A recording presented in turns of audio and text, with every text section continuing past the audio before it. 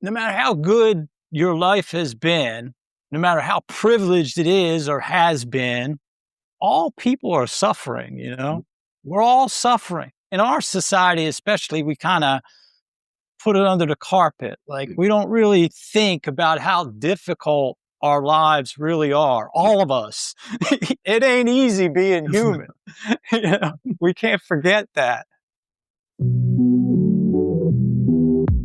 Hello, I'm Dr. Jim Price, and welcome to the Purpose and Progress podcast. This is the place where we explore how purpose can guide our actions and how growth can become a part of our everyday lives. On the show, I talk with amazing guests, from educators and creators to everyday people with extraordinary stories about the challenges they face, the lessons they've learned, and how to keep moving forward. My goal is to share conversations that inspire you to live intentionally, embrace growth, and take meaningful steps to your own purpose. Let's get started.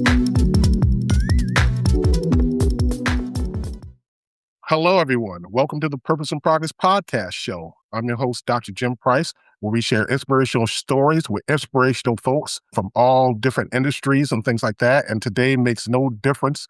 We have a fabulous guest today. He is a former Marine who overcame PTSD and mental illness, transforming his pain into purpose. He's the author of the best-selling book, Just Stare at the Wall, Living the Universe from Where You Sit, and founder of the stareatthewall.org, where he encourages others to feel meaning and inner peace through mindful living. I'm glad to have on the show with us, Mark Blacknell. How you doing, Mark? Oh, good. Thank you so much. I don't know, you said I overcame mental illness. I'm not quite sure about that. I haven't managed well. Let's put it that way. I know we were talking a little bit before the show about, how I would just mention how I'm still in celebratory of my birthday and stuff like that, and how that kind of extended over to a lot of things that happen in this month, especially in August, and that your birthday is not far from mine and everything, and how we, share similarities in terms of, not looking our age and stuff like that. Well, the audience can decide. Yeah. But so glad to have you here, Mark. And, I definitely am blessed and honored to have you a part of the show. And we always are talk about motivation and talk about encouragement and talk about mindfulness and talk about the things that help people progress in their lives in a positive manner. And, when you're in that mindset of, good vibrational mindset, you're able to overcome and get into a lot of things that maybe a person may have thought they'd not been able to get into. So this is what it's about, sharing these stories and having people be inspired by the stories that our guests on this show. So I want to start off with, when do you feel your journey started and what influenced that? Well, I always say that, my spiritual practice, which is meditation, well, it started at the beginning of time, really, if we really want to trace it all the way back. Regardless of what you believe, it could be the creation, God created the heavens and the earth, or it could be there was this little point that blew out and everything we know now comes from that. But that's really where it started. But I'll fast forward to Darby, Pennsylvania in 1970. That's really where it started, where I was born. Now, according to my mother and my father, I'm blessed enough to still have them in my life. I was not happy. I came out angry and I didn't want to come out at all. Yeah. It was a really long labor and I cried a lot. And if my mother left the room, I would hold my breath, turn blue and pass out. So I had a certain anxiety and disposition towards life, I think, from the beginning. Yep. I trace it back to when I was a kid. When I think back now, I'm like, wow, there was some kind of sense of dread in me from the beginning. Yeah. Probably genetic. I don't get into where it came from. Is it some kind of chemical disorder? I don't go into all that. I just know it was there. Yeah. And it carried forward. And then I went, I got in some trouble. I'm going to make the story shorter than usual. I realize that this story there's no real way to simplify it. Yeah, My story is pretty wild. And we have to understand that any story we tell about ourselves or our lives, how true is it? It's kind of our version of our story, right? Absolutely. I want to preface that up front. So this is to the best of my recollection. But I got in some trouble after I graduated from high school. I had no real direction. I got involved in some things. I'm from the Philadelphia area, from Delaware County. Yeah. So working class Philly. And I had to get out of that situation. So I joined the Marines. So that got me out of one situation, but into another situation. The Marines is a pretty tough outfit. And it was, I was overseas the whole time I was in. And it really, whatever sense of dread or anxiety I had in me, this made it explode like a nuclear explosion. So when I got out, I was really a mess. I was suicidal. I remember years of depression, where I considered suicide, heavy drinking, anxiety, panic attacks, the whole deal. And I think back now and I think, man, I don't know how I actually achieved anything. I ended up getting a master's degree. Okay. But the whole time I was hurting inside, Yeah. I don't know how I did it. So I think the military did train me to have a degree of discipline and focus. Yeah. And also, exercise and staying physically active, which to this day is extremely important. Yeah. Staying active is so important. But it took me about 20 years after I got out to really admit that I had a problem. So I think the day my spiritual practice started, when I consciously started doing something about my issues, was when I admitted I needed help. Yeah. And that I was going to make it my focus, my primary goal to get help. Yeah. Number one, because my daughter, my ex-wife, was pregnant with my daughter. And I thought, man, if I'm going to be a good father, and I'm going to take this responsibility of bringing somebody into this world, I need to get help. Because right now I can't be a good father because I'm fighting myself so much, just to stay stable and to go to work. And so it was always like a lot of effort, and I was always tired at the end of the day. I had no room for anybody but managing myself. But I went into the VA. It's called a vet center. And I walked in and there was this doctor behind a desk on the phone. He went like this, like, hold on. And when he got off the phone, he said, how can I help you? I said, man, I'm a mess. Something's wrong with me. I need help. And his name was Dr. Evans. And I thank him to this day because that's really where my path to stability started. A lot of spiritual folks in my position who kind of meditate and help other people meditate, we don't necessarily advocate for traditional clinical support. Yeah. I do, because that was number one. I had to become relatively stable enough to find a thing like meditation. Meditation's not a cure. It's part of a whole package. It's one tool. But the one thing, it took me a year, me and Dr. Evans, to find the right combo of meds. That was a struggle because when the meds were not for me, man, that made things worse sometimes. I get sick. So it turned out being like a little dose of this and a little dose of that. Which to this day, sometimes I think I probably don't need it. I'm not messing with that, man. It works. I don't care about the stigmas. I don't care about anything. It works. It's been working for a long time. And that's what my provider now tells me, no, man, it works. That's it. That's all you need to know. So I stick with the meds and I still see someone to manage them. But I found meditation only after I reached a certain level of stability. Yeah. And then, man, it took me to a whole nother level. Now, you got to realize I got in a little trouble with the law a few times. I was in jail. I got out of it because, I had the means and the appearance and the talk to get out of it, if you get my drift. But I learned through that whole experience that from meeting guys who didn't have the same opportunities and the same understanding of life that I have, that once you get in the system, man, even for me, I was like, man, if I don't make that call that Wednesday at noon to Mrs. Johnson, there's a warrant. Yeah. What if my phone's dead? I was scared to death.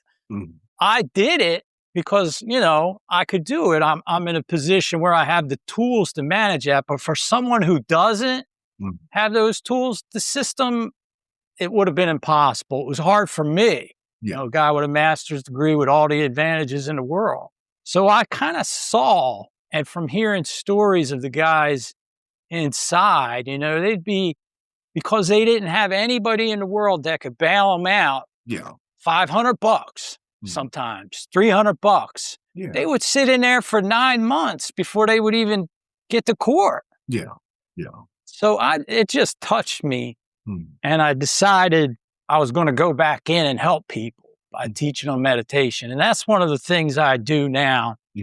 Is it's a long story, but I got involved with a guy on Florida's death row, and I started working with him. And then as he changed over the years, him and I started doing more things for people on death row. So it ended up turning out well. My problems with the law ended up turning into blessings, But I'm always cautious of talking about that work because of the victims' families. I mean, they're number one, and I don't blame them if they think I shouldn't be doing something like that. They have every right because these guys, they did some terrible things, Some of them regret it. Some of them will never understand the full implications of what they've done. But that's one of the things I do now. But some folks who meditate and they're involved in a tradition called Soto Zen. So it's like very formal tradition. There's certain rituals in the way you dress and the way you speak. And I'm out of that now. Just because of where I am, I'm in conservative Florida here. I'm not in out west. Where that, so I had to kind of change my approach to all of that. And I just started working in my community.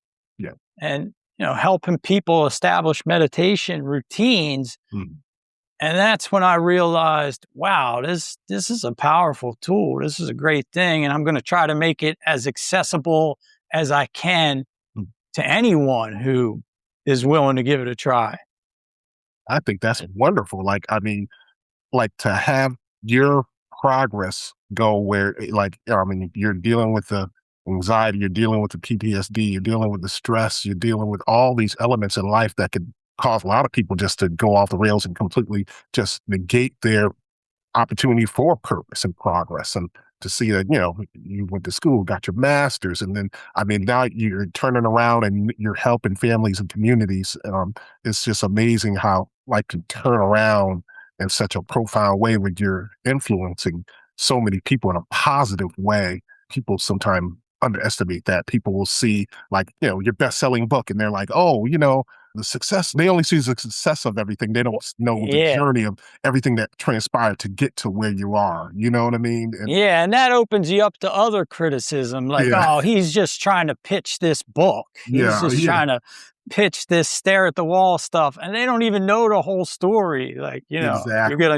You're gonna judge me and say I'm just trying to promote myself when I've been doing all this for free all these years and getting in trouble with the authority figures in my tradition. They didn't really like it, to be honest. They thought I was going too far away from the core tradition. Yeah. which, anybody that tries anything different is going to hit that. Yeah. Absolutely. It's just part of the terrain. Mhm. So, but yeah, I mean, I look back, Mhm. I don't know how I got here other than one day at a time, one breath at a time, one step at a time. Mhm. That's how I got here. And I still operate under that premise, because no matter how good your life has been, Mhm. no matter how privileged it is or has been, Mhm. all people are suffering, Absolutely. We're all suffering. In our society, especially, we kind of put it under the carpet. Like, we don't really think about how difficult our lives really are. All of us. It ain't easy being human. We can't forget that. Yeah. We kind of forget that. Yeah. But I don't forget it because, man, my life is it's still hard practicing and staying stable and helping other people, plus raising my kids and being there for them and all of that. It's a struggle every day. Yeah. Even if you're in a good position, in a stable position where you have a purpose. Yeah. Yeah. Which I tell my kids all the time, and I tell anyone that will listen. That's the key to it all. Yeah. You got to have a purpose. Yeah. For getting up in the morning. Yeah. You got to have a purpose. Mm. But then you got to be careful because when you have a purpose, you can get extreme. You can get carried away with that purpose and think you're doing God's work. Yeah. Or you're right and everybody else is wrong. Yeah. Yeah. So you got to be careful even with a purpose, So, Absolutely. Absolutely. I think but so important. Just do the best I can, Yeah. I mean, all those elements are important. I think it's good to have a healthy balance between all that. Even when you talk about self-care, meditation, all the other elements, everybody, I go to the mailbox and I'm like, the mailbox is not a happy place for me because when I open it up and get all the mail out, it's just going to be bills. Yeah, or junk. Nothing, there's nothing I fun about the know, mailbox. man. There My is daughter would be like, nothing hey, is there fun. any mail for me? I'll be like, no, be glad there's not. Because when you get older, that mailbox is not a happy place. I say the same thing, man. That mailbox, my son's like, how come you only check the mail like once every 2 weeks? I'm like, you'll see. Yeah. If the mail even exists by the time you grow, if physical mail, it's usually just trash or some notice you'd rather not get. Mm-hmm. But that's a great example of how ordinary life, can be tough. Mm-hmm. It really is. And as you get older, as you know, the things that you would have never thought of before, you're thinking about now. Absolutely. Like, oh man. When I had that birthday, it was a while, it wasn't too long ago, but I got that first AARP in the mail. Yo, we're not doing this. Like I grew up, AARP, no, we're not that old now. We're not. I got it. I get it all the time. But I'll tell you what, it does come in handy when you hit 55. Like, I took my kids to IHOP and I was like, oh man, look at this. 55 and over menu. Get the discount. Heck yeah, it's a big discount. And it used to be, I'm 56 now. Last year, I would order from the 55 and over and they would say, wait a minute, are you 55? Now, I don't know what a year did, but nobody asks anymore. I don't even get that satisfaction. I don't even get that satisfaction anymore. Yeah, that is a blessing right there. Looking for books that spark imagination and teach valuable lessons? The Adventures of Harold from the Hood has 4 wonderful titles: A Trip to the Park, Friends Like Different Things, Fun Time Lunchtime, and When I Feel So Annoyed. Kids can enjoy animated videos, fun coloring pages, and interactive activity books that make learning about empathy, friendship, and social skills exciting. All books are available on every platform. Dive in today at jimpricebooks.education. jimpricebooks.education. Stay blessed. I also want to talk about a little bit about your achievements and project. I know we talked a little bit about your book, and I'm sure that's an achievement. Being able to be a best-selling author, it's been a big achievement for you. Talk about that a little bit in terms of just about the book and what it's about and to our audience to get a little clarity about that? Well, that book nearly killed me. That's all I can say. It took about 4 years. Yeah. Wow. Yeah, I've been writing for 30 years and Yeah. I've written all kinds of books, but I never released one. Yeah. Yeah. I always ended up not liking the book when it was done. All right, let me write something else now. So Yeah. I wanted to write something real, Mhm. but I didn't know how really, you know? But this book just kind of came out of my experience. Okay. The bottom line is I used to torture myself. Yeah. Yeah. And I wanted to show people how I got out of it and stopped torturing myself. It's really that easy. Yeah. So it's like, it's not easy reading Mhm. from what I hear, but the people that have stuck with it, they say it's changed their lives. So what more can you ask for? But basically, every 10 pages or so, I say, you know, I can keep talking, you can keep reading, but you'd be way better off just putting this book down and meditating silently in front of the wall. And there's instructions in the back. So Okay. just go to the instructions and forget the rest of the book. I say that every 10, 15, 20 pages. Yeah. And it's 200 and no, it's 300 and some pages. So all I'm trying to do is encourage the person on their own without anybody else to just start meditating, just to stop. Yeah. You know? Yeah. So like there's a 1-minute exercise in there where you can just stop. Like that'd be your first little baby step, I call it. So the whole point is just to help people meditate. Now, a lot of people are like, what's his angle?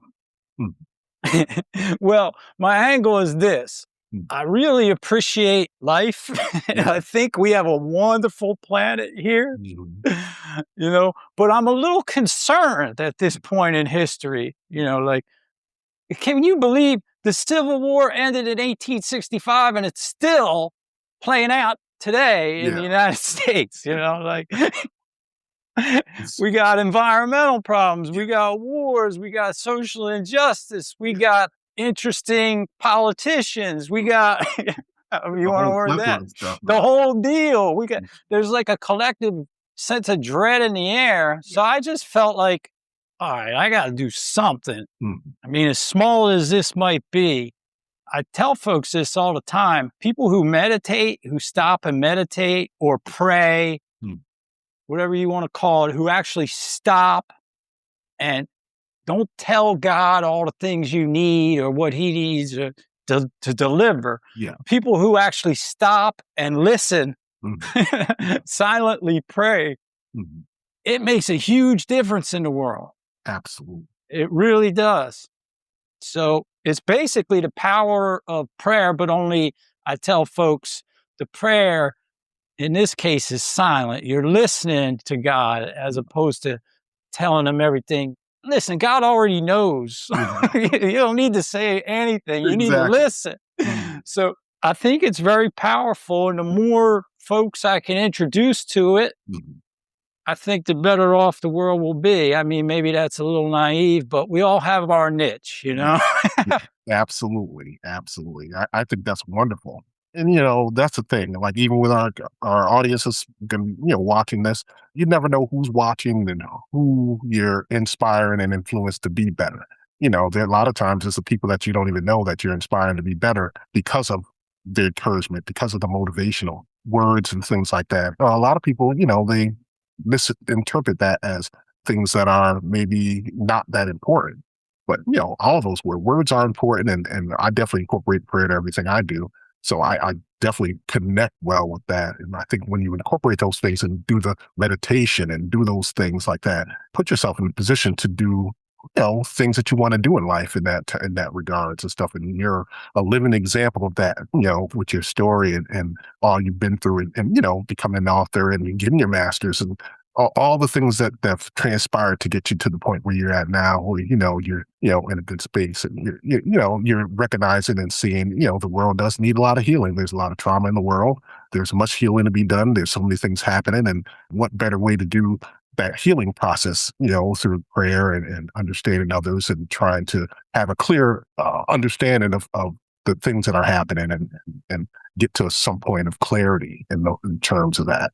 Yeah, I mean, it's pretty cool because, I'm at the point now where I don't even, maybe I should stop and appreciate my achievements, Yeah. but I don't really look at it that way. Mhm. I look at it like, man, I got a pretty interesting life. I Yeah. have a purpose. Mhm. I can help a few people. Mhm.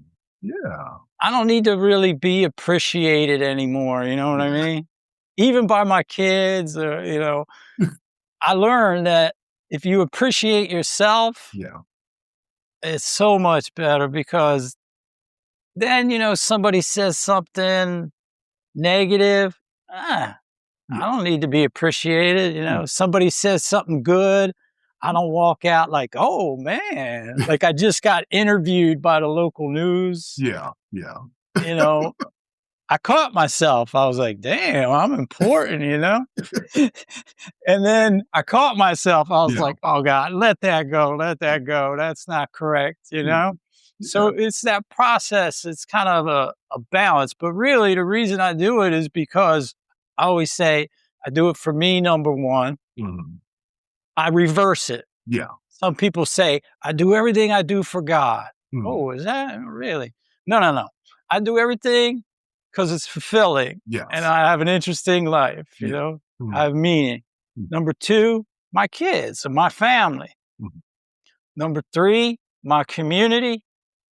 And then if there's anything left over, God can have it. Yeah. But the way I think is God don't need nothing. You Exactly. know?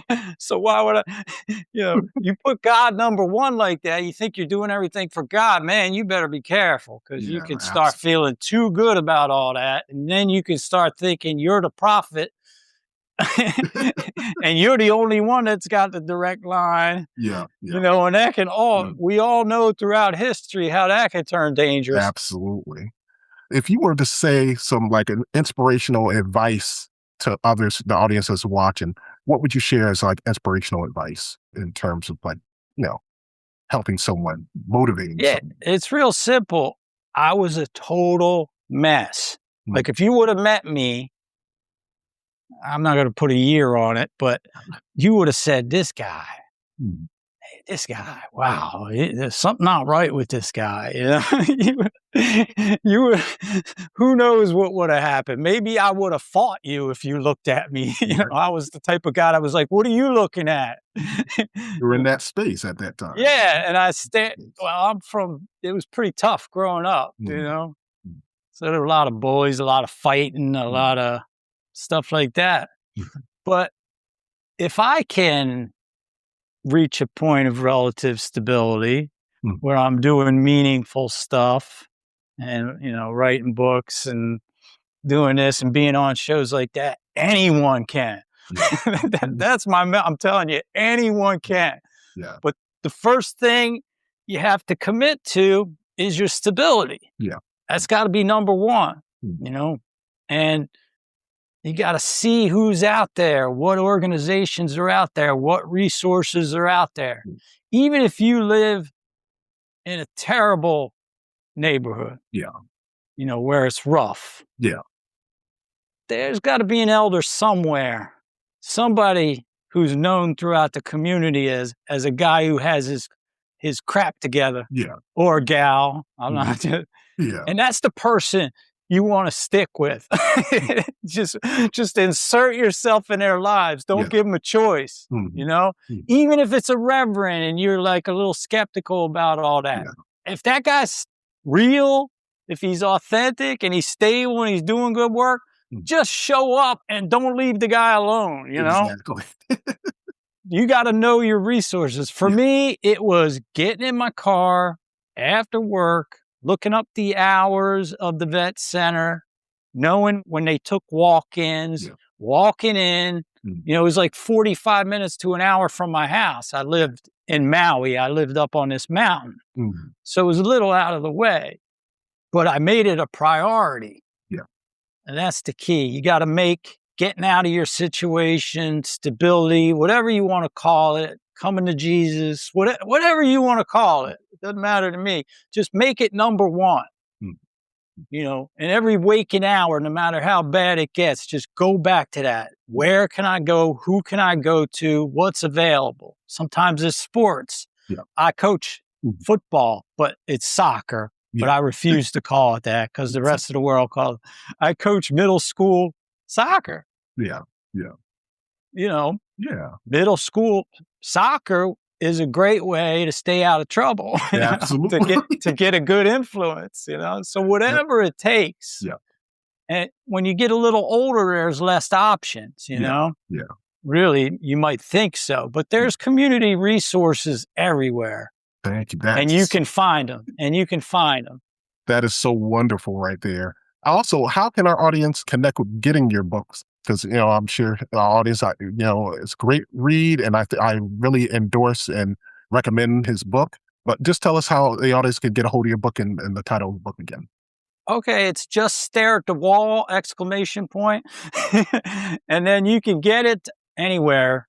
Okay. Just throw it in Google and it'll pop up. It's Amazon, Barnes and Noble's, I think you can even get it from Walmart. I don't think anybody from Walmart ever read that book. I'm not quite sure they would publish it. I know a few libraries here in Florida have it too. Yeah. But I think you can request it from your local library and they'll get it.